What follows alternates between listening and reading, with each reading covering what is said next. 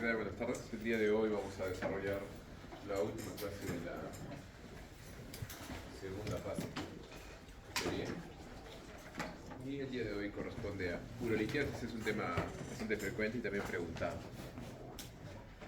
Primero, en cuanto a la fisiopatología, para que se pueda producir la formación de un cálculo en el sistema urinario, tiene que ser la primera fase saturación de la orina, que es una disrupción entre el proceso de filtración de la orina, que va a generar núcleos primero, que posteriormente van a generar los cálculos. Estos núcleos la mayoría de veces son heterogéneos, es decir, de diferentes sustancias. Ya, pocas veces son homogéneos, es decir, de una sola sustancia. Y estos núcleos, a medida que se van agrupando, van a generar por agregación finalmente los cálculos. En cuanto a la etiología, usualmente tiene que existir estos 4 mecanismos para que se genere el cálculo. Puede ser por obstrucción del flujo de salida de orina, por éstasis urinaria, aquí a la cabeza hiperplasia benigna de próstata, de repente alguna esquistes de uretra, o alguna anomalía que esté generando que la orina no se evacúe correctamente. Infecciones urinarias a repetición, deshidratación crónica es un factor de riesgo bastante frecuente, y presencia de cuerpos extraños, como por ejemplo la sonda vesical.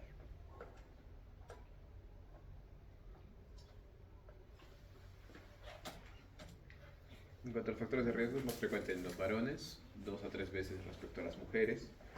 En cuanto a la raza, es más frecuente en la raza blanca, 70%. La edad de presentación es en adultos jóvenes, entre la cuarta y la sexta década de la vida, preponderantemente entre los 35 y los 45 años. Es común áreas de geografía donde haya presencia de calor, climas cálidos, áridos, secos, desérticos, tropicales. Por eso en el Perú es más frecuente en el norte y en la zona de selva. ¿Ya? Ocupación, si están expuestos al calor o al sedentarismo, está relacionado con síndrome de obesidad, por ende también IMC elevado. Baja ingesta de agua, ese factor es importante. Y en cuanto al factor dietético, sí está considerado como un factor de riesgo, sobre todo si es una comida alta en proteínas, que puede generar menor pH urinario y por ende la formación de cálculos de ácido úrico. Estos factores de riesgo son más frecuentes en los niños, que están relacionados a síndromes metabólicos, que en realidad en la vida real no son tan frecuentes, pero que sí vale la pena indagarlos, sobre todo cuando hay presencia de cálculos en los niños. Acidosis tubular renal, que va a generar cálculos de ácido úrico, hipercicinuria, hipercalcemia, santinuria, hiperoxaluria, infecciones urinarias a repetición, inmovilización prolongada o estasis urinaria, hipomagnesemia y los fármacos, que pueden ser los diuréticos, como la lactulosa, que pueden generar la formación de cálculos. Esta diapositiva es una de las más frecuentes, es una de las más importantes, donde muestra los diferentes tipos de cálculo. Los más frecuentes son los de oxalato de calcio, que a su vez se pueden dividir en monohidrato o dihidrato. ¿Ya? De esos dos, el más frecuente es monohidrato. Es importante que ustedes tengan estas dos características en cuanto a la radiografía y el pH urinario, ¿no? En cuanto a la radiografía, son radiopacos, que significa que sí se pueden visualizar en una placa de rayos X, y la mayoría de veces tienen consistencia dura. Consistencia dura nosotros le decimos cuando en la tomografía evaluamos las unidades Huntsville, y cuando es más de 1000 significa que es un cálculo duro, ¿ya? Y en cuanto al pH, se relaciona a un pH urinario neutro, ¿ya? En segundo lugar están los de ácido úrico. A diferencia del anterior, en la radiografía son radiolúcidos o radiotransparentes, no se van a visualizar, y están relacionados al pH urinario ácido. Y hay menor frecuencia los de estrubita, que son radiopacos también, pH alcalino urinario, y están relacionados a los cálculos coraliformes, y que también la principal bacteria ahí es el Proteus mirabilis. Ya mucho menos frecuente el de Bruchita y Carbapatita, que también son radiopacos y también pH alcalino, y menos del 1% los de cistina, que son radiopacos con pH ácido. ¿Ya? Recuerden esta diapositiva. Acá son diferentes imágenes para ver los diferentes tipos de cálculo. En la primera tenemos una imagen tomográfica donde se está viendo en un corte axial cómo desemboca el uréter en la vejiga, y están visualizando ustedes el cálculo del uréter distal. En la imagen de la izquierda es una imagen radiográfica donde se está visualizando este mismo tipo de cálculo, que se ve en la imagen blanquecina. Esta es una imagen tomográfica con reconstrucción donde ven una forma esférica del cálculo, ¿no? Es un cálculo piel. En la primera imagen es un cálculo que está en la uretra de una mujer, que está detenido ahí. y en las otras dos imágenes tomográficas está en uréter medio o proximal. Entonces primero vamos a empezar a hablar sobre los cálculos sintomáticos que generan el cólico renal. El cólico renal es algo común que ustedes pueden ver en la urgencia o emergencia de centros de salud donde vayan a trabajar. Es un dolor que se produce por la acumulación de la orina por una obstrucción, ¿no? Mayormente a nivel ureteral, ya sea distal, proximal, medio o piélico. El riñón se distiende por la acumulación de orina y va a alterar la fase de Gerota y ahí es donde genera el dolor, ¿ya? A medida que el cálculo va bajando, el dolor puede ir migrando. Lo común cuando el cálculo está arriba es que duele en la zona lumbar. Y a medida que el cálculo va descendiendo, puede doler en la zona del flanco e incluso irradiarse a la zona de los genitales cuando es el cálculo de uréter distal. Las características del dolor es un dolor bastante intenso, de calificación 10 sobre 10, de gran intensidad, es intermitente, por eso su nombre es cólico, a diferencia, por ejemplo, de la apendicitis, que es continuo. No se asocia a movimientos, usualmente en la zona de fosa lumbar, que se irradia a flanco o hacia genitales. Puede tener síntomas irritativos como disuria, poliaquiuria, tenesmo. Puede estar asociado a síntomas vasovagales como náuseas y vómitos. Y también ustedes pueden visualizar en la orina hematuria, ya sea macroscópica o microscópica en el sedimento urinario. Y algunas veces se relaciona a infecciones urinarias con sensación de alergia térmica o fiebre. ¿Ya? En cuanto a los exámenes auxiliares imagenológicos, la ecografía va a ser el primer examen auxiliar que le pueden solicitar si es que les viene un paciente con las características anteriores. Es el examen inicial. La idea de la ecografía es visualizar o bien los cálculos en el riñón o bien la hidronefrosis. Si es que hubiese hidronefrosis, ¿qué significaría? Que probablemente haya un cálculo en la zona del uréter. Recuerden que por ecografía es muy difícil visualizar el uréter porque se interponen los intestinos, ¿ya? Y para la ecografía no ayuda mucho poder ver aire, ¿ya? Entonces por eso es difícil de ver. Si es que hubiese hidronefrosis, ustedes lo que van a pedir el examen preferencial o el estándar es la tomografía, ¿ya? Ese es el gol estándar. La tomografía abdominopélvica sin contraste de fines académicos. En la vida real podemos pedir una urotomografía con o sin contraste, ¿ya? Y con eso sí se ve exactamente el tamaño y la ubicación exacta del cálculo. Otros estudios pueden pedir examen de orina para ver sobre todo los hematíes. Pueden pedir radiografía simple de abdomen, en algunos casos puede visualizarse como hemos visto en los diferentes tipos de cálculos. Urograma escrotor o pirografía intravenosa, eso era antes de la época de la tomografía, ¿ya? En cuanto al tratamiento, lo primero que tienen que hacer en el cólico renal es calmar el dolor, ¿ya? En la guía está en primera opción los AINES, ¿ya? Diclofenaco, el ketorolaco, el ketoprofeno, y en segunda medida los opioides como el tramadol, ¿ya? Además, lo pueden asociar a un alfa bloqueador que ustedes conocen como la tamsulosina o un calcio antagonista como el nifedipine, ¿ya? Y si es que a pesar de todo lo que anteriormente les he dicho no calma el dolor, hay que drenar la vía urinaria. Es decir, tratar de resolver esa hidronefrosis, o bien colocando un catéter ureteral JJ, o bien haciendo una nefrostomía, o bien operando al paciente del cálculo, ¿ya? En cuanto al tratamiento médico expulsivo, es aquel cálculo que ya calmó el dolor y que ustedes en la imagen tomográfica tienen ciertas características que ustedes les permite ofrecerle un tratamiento médico para tratar de que el cálculo se expulse sin la necesidad de intervenirlo al paciente. ¿Cuáles son esas características? Primero, que el cálculo sea de un diámetro entre 7 a 10 milímetros. Idealmente en nuestra zona, menos de 7 milímetros. ¿Por qué?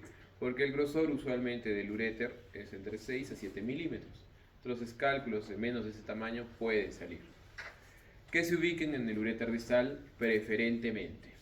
Que tenga buen control del dolor, como les mencioné, que no haya obviamente evidencia de clínica de infección urinaria o de sepsis y que tenga adecuada función renal, ¿no? En ese tipo de casos, con ese tipo de características, se le puede ofrecer un tratamiento médico expulsivo, que consiste en darle durante 3 a 4 semanas estos medicamentos. AINES, que pueden darle condicional a dolor, se supone que el paciente está tranquilo. Un alfa bloqueador, la tamsulosina, se la pueden dar por 3 semanas, o un bloqueador del canal de calcio como el nifedipino, ¿ya? Usualmente utilizamos AINES, la tamsulosina, y también podemos alcalinizar esa orina. Digamos que tiene un pH ácido, si ustedes le dan citrato de potasio, el pH va a cambiar a alcalino. Entonces eso va a permitir que no haya tan rápido la formación de cálculos. Y eso también ayuda en el tratamiento médico expulsivo, ¿ya? La idea del alfa bloqueador es que amplíe un poco la contractibilidad del uréter para que pueda expulsarse más fácilmente el cálculo. Eso le dan 3 a 4 semanas y si es que a pesar de eso no ha logrado expulsar el cálculo, lamentablemente va a tener que pasar a tratamiento quirúrgico para poder resolver el problema, ¿ya? Entonces vamos a pasar ese tipo de cálculos, que está tranquilo el paciente, que no cumple las características anteriores que les he mencionado y que finalmente hay que operar, ¿ya? En este tipo de cálculos, obviamente ustedes van a estadiarlo, principalmente con la tomografía. La ecografía va a servir como un examen inicial. Y tienen que ver la carga litiásica. Estas son clasificaciones que evalúan la dificultad de ese cálculo para poder operar.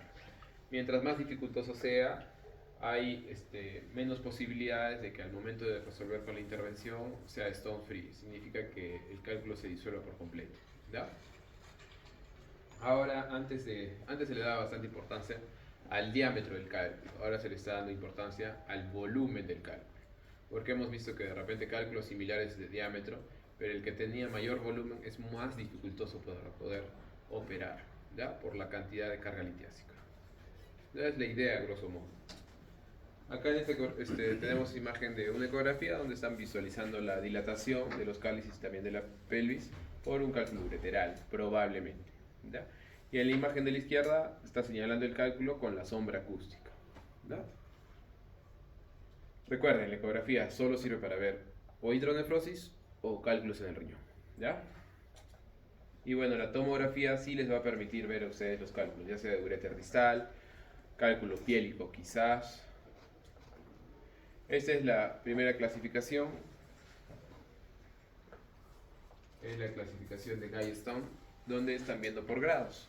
En el primer grado se visualiza un cálculo solitario en el cáliz inferior con anatomía conservada, o un cálculo piélico que también está con anatomía conservada, ¿ya? Esto tiene bastante probabilidad de resolverse completamente en un acto operatorio. En el segundo grado, el cálculo en el cáliz superior, o hay dos cálculos pero con anatomía conservada, o hay un cálculo del cáliz inferior pero con anatomía alterada, ¿ya? Grado 3, hay múltiples cálculos con anatomía alterada, o hay un cálculo en un infundíbulo, ¿no? Significa que hay como una estrechez en esa cáliz y es un poco más difícil de poder operar. O ya hay un cálculo coraliforme parcial, es decir, toma pelvis y también uno de los cálices. Y en el grado 4 es el de peor pronóstico, que es el cálculo coraliforme completo, que toma toda la pelvis y todos los cálices, ¿ya? Es el más dificultoso para resolver. Y esta es la clasificación de Stone, que también tiene ciertos puntajes de acuerdo a las dificultades. Como les dije, mientras más tamaño tenga, es más difícil, por ende es más puntaje. En cuanto a la topografía, es en cuanto a la ubicación a nivel ureteral. El grado de obstrucción, mientras más hidronefrosis, más dificultoso. Número de cálculos, obviamente, y también la dureza. Como les dije, normalmente el rango de 1000 unidades Hansfield es para más de eso significa duro y menos de eso significa que es un cálculo blando, que es más difícil de partir, ¿ya? Son clasificaciones que no es necesario que se las aprendan, pero quiero que tengan en cuenta para que vean ustedes la dificultad de los cálculos de una u otra persona, ¿ya? Entonces, ¿qué es el hito coraliforme? Es aquel cálculo que toma pelvis y alguno de los cálices. Si es alguno de los cálices, es un cálculo coraliforme parcial. Si toma todos los cálices, es un lito coraliforme completo. Se relacionan, como les dije antes, a los cálculos de Struvita, ¿ya? Y que eso se relaciona con la bacteria del Proteus mirabilis. Son factor de riesgo para generar hitos a repetición, sepsis, falla renal, enfermedad renal crónica, ¿ya? Por eso es importante sus características de este tipo de cálculo, ¿no? Acá estamos viendo un cálculo coraliforme parcial, ¿no? O en asta de venado. Entonces, el tratamiento de este tipo de cálculos son diferentes objetivos. Primero, obviamente, eliminar la masa litiásica, eliminar el cálculo. Preservar la función renal de ese paciente. Tratar las anomalías metabólicas, si es que la tuviera. y tratar las anomalías anatómicas, ya que si es que no tratamos eso también va a tener bastante frecuencia de que pueda repetir la formación del cálculo, ¿ya? Las opciones que tenemos, primero, vigilancia activa o observación, quizás es un cálculo muy pequeño o de repente el paciente no tiene hidronefrosis, paciente adulto, mayor o tiene algunas comorbilidades que quizás no requiere hacer un procedimiento invasivo. Es la menor de las veces. Quimiólisis significa darle tratamiento médico para alcalinizar o cambiar el pH urinario para evitar de que forme nuevos cálculos. Litotripsia extracorpórea por ondas de choque, esto antes estaba en boga, que se trataba de darle rayos al paciente para que el cálculo se fragmente y se pueda eliminar. Pero se ha pasado a la extracción activa de cálculos, que es lo que ha evolucionado, que incluso hay una subespecialidad que es la endourología, para tratar activamente este tipo de cálculos. Entonces la quimiólisis, tratar de desintegrar químicamente la arenilla o la formación de nuevos cálculos. Es muy difícil que la quimiólisis vaya a destruir el cálculo, eso no se da. Lo que está probado, y hay bastantes estudios, es el de ácido úrico para brindarle citrato de potasio, se da entre 3 a 4 semanas. Y en menor medida está en estudio para cálculos de calcio, darle magnesio o fitato, que indicaría que inhibe la cristalización, una de las etapas de la formación de los cálculos. La litotripsia extracorpórea, estas son las características o las indicaciones. Tiene que ser un cálculo pequeño, de menos de 2 centímetros. Tiene que ser para cálculos blandos, menos de 900 o menos de 1000 unidades Hounsfield. Y para cálculos que estén en riñón o que estén en cálculos de uréter proximal, ¿ya? Y hay ciertas contraindicaciones que se los quise poner porque he visto preguntas de ese tipo. Contraindicaciones, sobre todo en embarazo, está prohibido, diátesis, hemorragia, si es que tiene el paciente ictus, sepsis, infecciones, malformaciones esqueléticas, obesidad mórbida, aneurisma de arteria o obstrucción urinaria distal del cálculo. Obviamente también si es que el cálculo es muy duro, si es que el cálculo es muy grande, no cumple las características, entonces tampoco se va a hacer. Complicaciones propias de la anestesia, pueden generarle un hematoma renal, puede generarle cólico renal por la fragmentación de los cálculos, puede generar fiebre o sepsis y obstrucción urinaria, uropatía obstructiva por los fragmentos que se van a ir cayendo. Y entonces, ¿cuándo abandonamos este tipo de tratamiento? ¿Cuándo decidimos operar? ¿No? Son características que hemos estado viendo. Quizás si el paciente presenta fiebre, es indicativo, obstrucción urinaria, falla renal, dolor persistente o recurrente, insuficiencia renal previa, es monorreno, presenta hematuria o el cálculo es grande. Ahí decidimos operar. Entonces, se refiere a la extracción activa.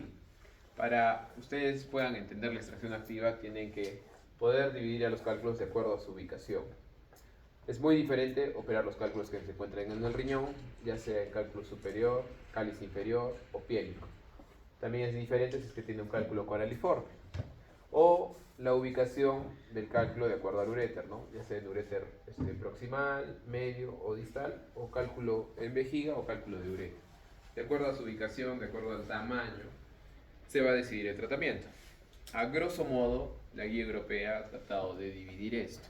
Las siglas URS significan ureterolitotripsia endoscópica y la SWL es la litotripsia extracorpórea. ¿Ya? Son siglas que están en inglés. Entonces, para cálculos de uréter proximal, que significa que están cerca al riñón, de la primera estrechez para arriba, cuando el cálculo es más de 1 centímetro, lo primero que indica la guía es la ureterolitotripsia y en segundo lugar la litotripsia extracorpórea. Cuando es menos de 1 centímetro, da igual hacer cualquiera de las dos.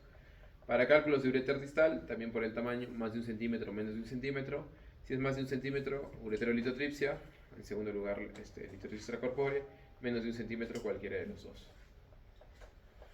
Y para cálculos del riñón, también lo va a dividir de acuerdo al tamaño. Más de 2 centímetros es la nefrolitotripsia percutánea, ¿ya? O la nefrolitotomía percutánea. En segundo lugar puede ser el SIRS o el RIRS, que es la ureterolitotripsia o la litotripsia extracorpórea. Si es entre 1 a 2 centímetros, va a cualquiera de los dos. Menos de 1 centímetro puedes indicar litotripsia extracorpórea o la ureterolitotripsia. Y en segundo lugar, la nefrolitotomía percutánea. La nefrolitotomía percutánea significa acceder al riñón por la zona lumbar con un pequeño orificio. Se ingresa con una cámara hasta el riñón y ahí se trata de triturar. Más adelante voy a presentar un video para que tengan una idea.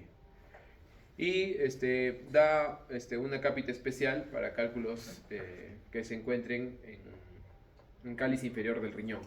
Si es entre 1 a 2 centímetros con anatomía favorable, primero extracción activa y en segundo lugar insuficiencia corpórea.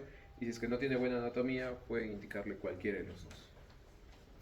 Entonces acá tienen un video de la ureterolitotripsia donde se ha accedido, se ha entrado primero a uretra, se ha llegado a vejiga, al meato ureteral y de ahí se ha ascendido por el uretra. Se ha colocado una camiseta con la cámara, con el ureteroscopio, sea flexible o semirrígido, se ha accedido al uréter e incluso te da la posibilidad de poder acceder al riñón. Eso amarillo que ustedes están viendo es el cálculo como tal.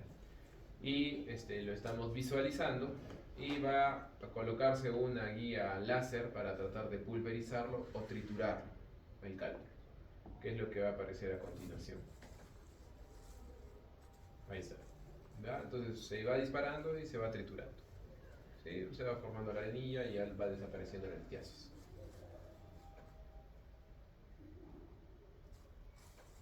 ¿Tienen qué idea con la ureterolitotripsia o la nefrolitotripsia? ¿Ven cómo se hace el polvo? Un polvillo. ¿Ya? Y eso va a salir.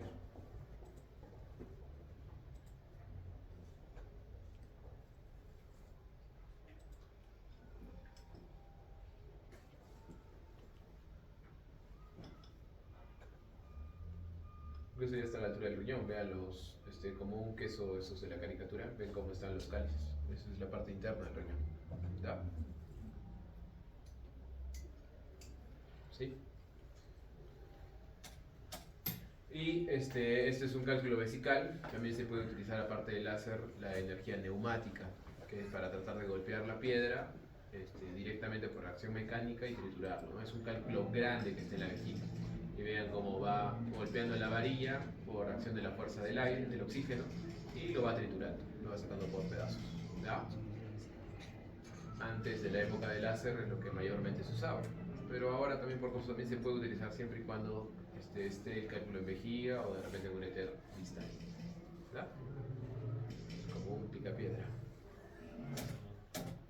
Y esta es la nefrolitotomía percutánea, nefrolitotripsia. Ustedes vean la pantalla donde se está viendo el cálculo, están viendo la fibra láser y luego van a ver cómo se pulverizan, van a ver al paciente y vean el acceso. ¿Ven? Es un acceso pequeño, normalmente cuando es la nefrolitotripsia convencional, alrededor de 24 French.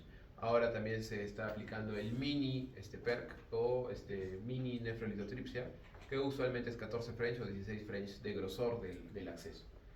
Se hace el acceso, se dilata la vía hasta la zona del riñón, se coloca un nefroscopio que permite ver el riñón y luego a través de eso está colocándose la fibra láser que va a triturar la piedra. ¿Ya?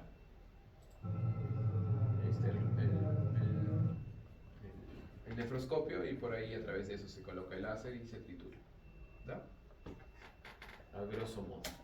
No sé si tuvieran alguna duda o pregunta de litiasis. ¿No? ¿Todo claro? Antes no se tocaba el tema de andrología, ahora estamos tratando de colocar algunos acápites, sobre todo porque hay algunas preguntas que vienen, ¿ya?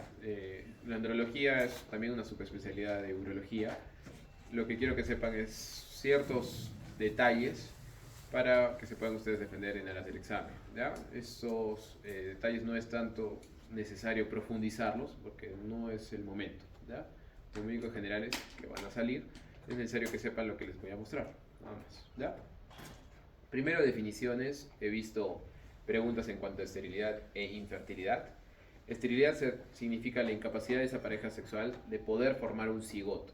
En cambio, la infertilidad es la incapacidad de esa pareja de poder llevar a cabo la gestación. Quizás ha podido formar el cigoto, pero no ha podido llegar a término a la gestación, ¿ya? Usualmente en menos de 35 años se establece un tiempo promedio de 1 año de relaciones sexuales sin ninguna conducta de protección, ¿ya? Cuando es más de 35 años, el tiempo se corta a 6 meses, ¿vale? Es primaria si es que nunca han podido, o secundaria si es que de repente en un primer paso sí han podido formar el cigoto, pero ahora actualmente no pueden, ¿ya?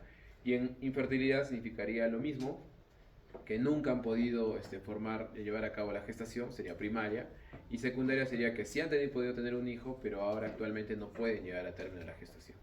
¿Ya? ¿Entendido? En cuanto a los factores de riesgo, vamos a enfocarnos en los factores de riesgo masculino.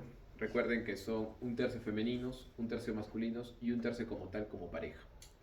Masculinos pueden ser anomalías geniturinarias, a la cabeza criptorquidia, infecciones urinarias a repetición, aumento de la temperatura escrotal, el varicocele, recuerden que es más común en el lado izquierdo, en el lado derecho hay que sospechar de alguna tumoración o algo intraabdominal, trastornos endocrinológicos, cualquiera que genere disminución de la testosterona como hipogonadismo, anomalías genéticas, factores inmunitarios y lamentablemente hay un gran porcentaje que son idiopáticos, que se desconoce la causa. 40% varicocele, 36% son idiopáticos, 25% trastornos del semen, 10% falla testicular y 9% genéticos o cromosómicos. La posibilidad de gestación, en un primer mes una pareja debería de llegar a término de la gestación en un 20 a 25%. Al sexto mes de relaciones sexuales un 75% y al año el 90% deberían formar el cigoto y llevar a cabo la gestación. Tasa máxima de posibilidades en la edad es alrededor de los 24 años. En esta tabla trata de resumir todos los factores de riesgo en pretesticulares, testiculares y posttesticulares. Pretesticulares, ¿a qué se va a referir? A todos aquellos detalles hormonales, como alteraciones en la secreción de GnRH, en la función de LH y FSH, tumores hipofisiarios, todas aquellas patologías que pueda conllevar a que no se esté formando adecuadamente la testosterona y todas las hormonas que pueden generar los espermatozoides. Causas testiculares, criptorquidia, varicocele, antecedente de torsión, orquiepididimitis, parotiditis, tumores testiculares y posttesticulares, todas aquellas alteraciones o afectaciones de los conductos deferentes, ya sea agenesia, obstrucción idiopática, inflamatoria, antecedente de vasectomía, todo eso. En cuanto a análisis de semen, también he visto preguntas de esto. Primero, recuerden que se recomienda abstinencia previa para la muestra 3 a 5 días, frasco limpio, abstenerse por masturbación y entregarse a las 2 horas de la muestra. Y esta tabla morada es importante que la aprendan porque son las características de la OMS. El volumen normal del semen, más de 1.5 mililitros, pH entre 7,2 a 8, es alcalino, el recuento son más de 15 millones por mililitro, y si es que es un recuento total, más de 40 millones. La movilidad progresiva más del 32%, espermatozoides vivos más del 58% y respecto a la morfología más del 4% es lo normal. Entonces, de acuerdo a esas características van a haber terminologías, ¿no? Oligozoospermia, si es que hay menos de 15 millones. Astenosospermia se refiere a la motilidad, menos del 32%. Teratosospermia, menos del 4%, que se refiere a la morfología. Normosospermia significa que en cuanto a concentración, es decir, cantidad, movilidad y morfología, se encuentra dentro de los parámetros normales. Significa que es un semen adecuado para poder llegar a cabo a la gestación. Aspermia, ausencia de emisión de semen. E incluso se pueden combinar, ¿no? Una astenoterasospermia significa que la motilidad y la morfología estarían alterados. ¿Ya? Puede haber preguntas de eso. Está sencillo, ¿ya? No pueden fallar. Origen del líquido seminal, recordar que son todas estas glándulas que producen el semen, quítense de la mente que solo sea o el testículo o la próstata, son varias glándulas. Las vesículas seminales es el órgano que más producción en cuanto a cantidad produce, 1.5 a 2 mililitros, el testículo de una parte, la próstata de una parte, las glándulas de Litra y las glándulas bulbouretrales también. En cuanto a disfunción eréctil, la disfunción eréctil es la incapacidad de poder mantener una erección adecuada para lograr la penetración o un rendimiento sexual satisfactorio. Para tener en cuenta esto, tienen que tener 5 pasos de la erección. El primero es la latencia, donde la presión intracavernosa va a aumentar el flujo arterial y va a disminuir la resistencia de los cuerpos cavernosos, que va a permitir que se dé el llenado de sangre. Va a haber un aumento del flujo arterial y una mínima salida venosa. La erección se va a dar por una estabilización de la presión intracavernosa, el pene se va a elongar. La rigidez se da cuando ya la presión de los cuerpos cavernosos excede a la presión del bulbo cavernoso y permite una mínima entrada de sangre arterial y una oclusión de la salida venosa. Entonces el pene se llena de sangre y eso permite que se mantenga erecto. Una vez después de haber eyaculado, se va a detumecer, va a perder la rigidez, es decir, va a disminuir el volumen y va a permitir de que salga la sangre venosa y se va a restaurar el flujo de nuevo. ¿Ya? Como ven, es tema más que todo circulatorio, entonces los factores de riesgo para disfunción eréctil van a estar relacionados con eso.